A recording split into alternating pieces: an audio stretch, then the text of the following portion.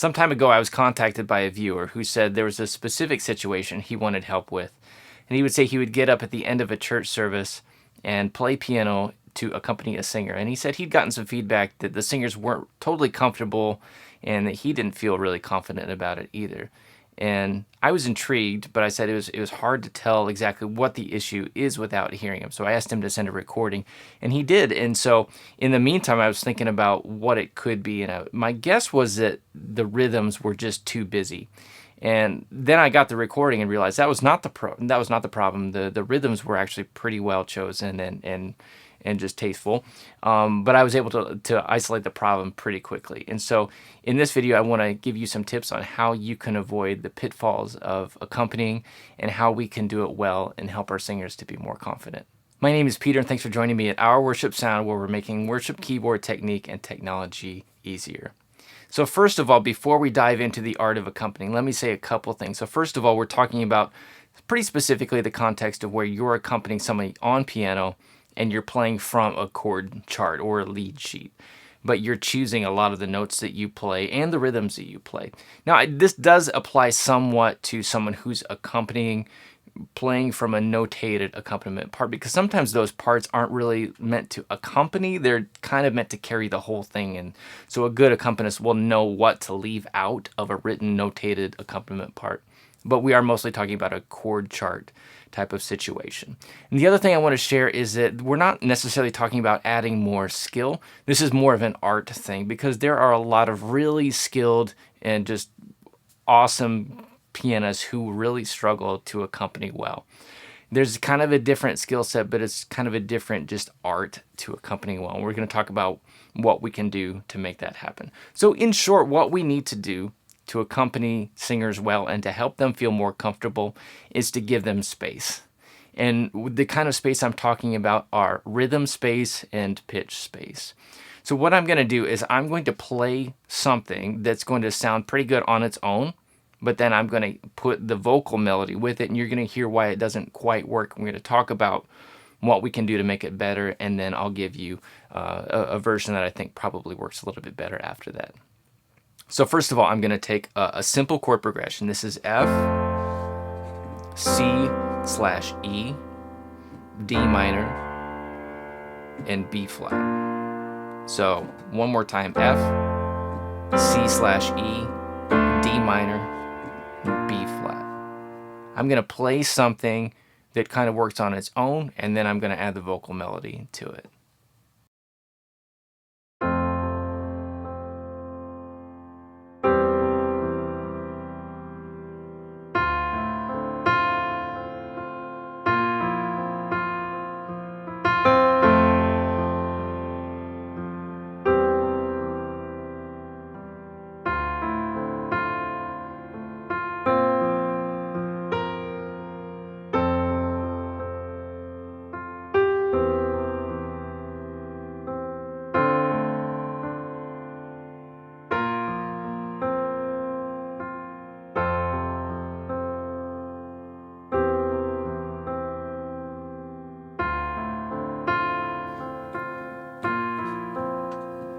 Okay, so that I think sounds good on its own, but now let me add the vocal melody to it, and you might hear why it doesn't quite work. You are all I need.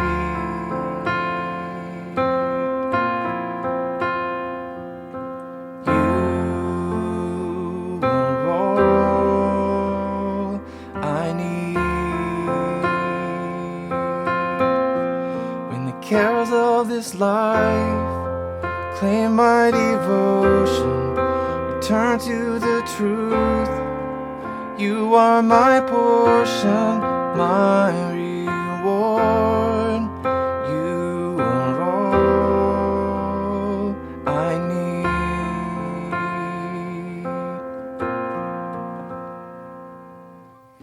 So again, a good accompaniment is going to give the vocalist space for rhythm and pitch. And what I played did not do either one of those things. So first of all, let's look at where the melody lies for this song. So I'm actually singing an octave lower, but just for the purpose of comparing the piano and the vocal, we'll start here. So the melody starts here, and then that repeats again, and then we go to the other section.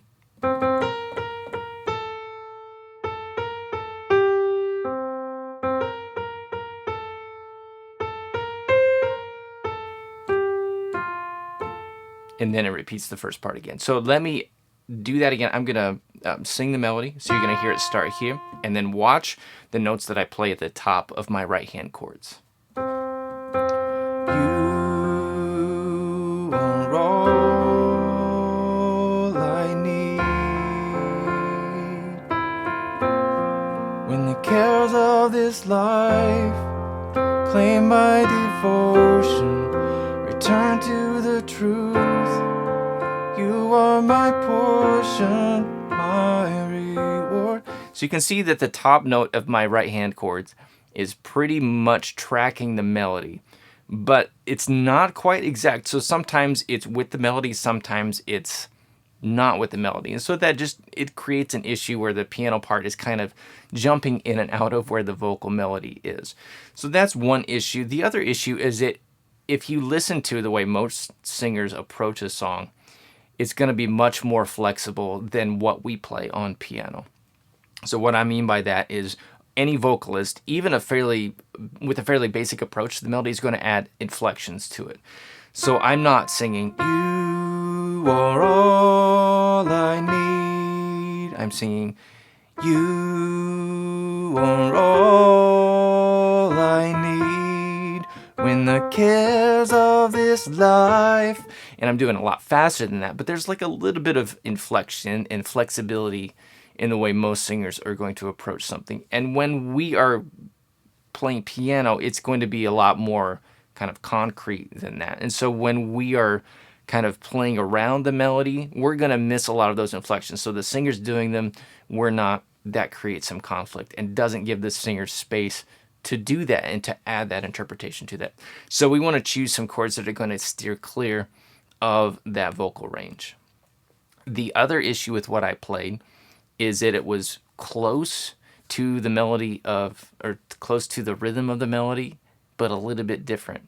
If you listen to the melody, a lot of the rhythms happen a little bit before the beat. So it's 1.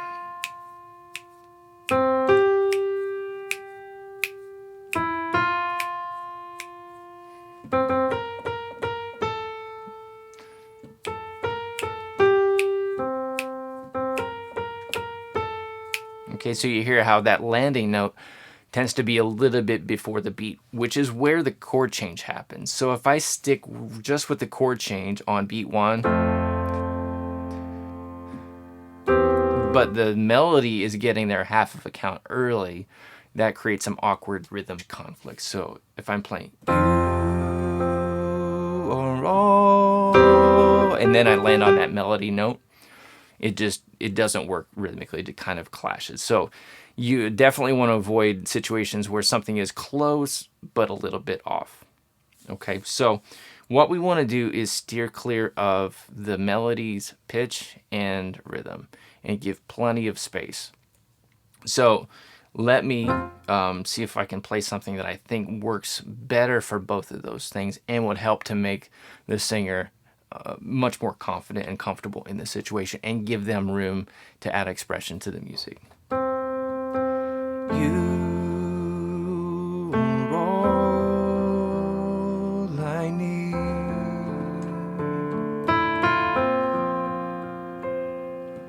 You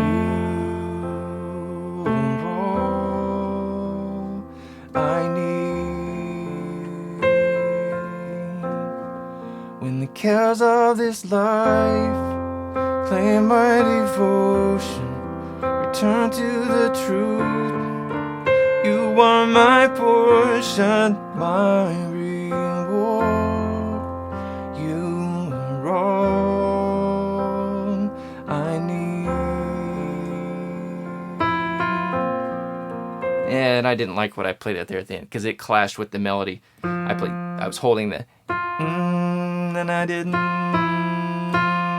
So I'd probably steer clear of that. That was a bad decision on my part. And part of this is going to be a give and take between you and the vocalist. There's some things which might break the rules, but actually work just fine. But just make sure that you're working to let their voice be the thing that shines through. What I played the second time was probably less interesting than the first time, but that's not what it's about. It's about allowing the vocal to be expressive and to have the forefront at that point. It really is an art form. So I'm always happy to get new topics to talk about, things that I haven't necessarily covered before on the channel. I think at this point I've got over 230 videos on the channel, and that's not even counting the ones that I've taken away. So it is fun to find a new topic. So if you've got something for me, I'd be happy to help you work through it. In the meantime, probably the easiest way to get caught up on some of the videos on the channel, the most important ones, is to take advantage of a free resource. If you go to ourworshipsound.com/keyboard, there's a guide that you can download that will have links to some of the best and just really laid out in a logical order the videos that you can use to take your piano playing to the next level. So I hope that's helpful. Check that out at ourworshipsound.com/keyboard. Thanks for watching. We'll see you soon.